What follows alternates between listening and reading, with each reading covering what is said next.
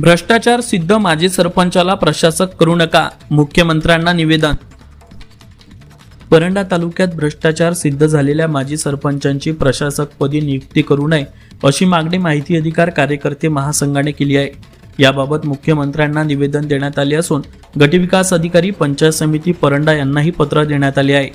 निवेदनात नमूद केल्याप्रमाणे संबंधित माजी सरपंचाच्या कार्यकाळात विकास कामांमध्ये आर्थिक अनियमितता झाल्याचे निष्पन्न झाले असून त्यांच्या विरोधात अपहाराची रक्कम वसूल करण्याचे आदेशही देण्यात आले होते। अशा वादग्रस्त व्यक्तींना पुन्हा प्रशासकपदी नेमल्यास पारदर्शक कारभार धोक्यात येईल अशी भीती व्यक्त करण्यात आली आहे। दरम्यान अशा नियुक्त्या केल्यास तीव्र आंदोलन छेडण्याचा इशाराही कार्यकर्त्यांनी दिला आहे।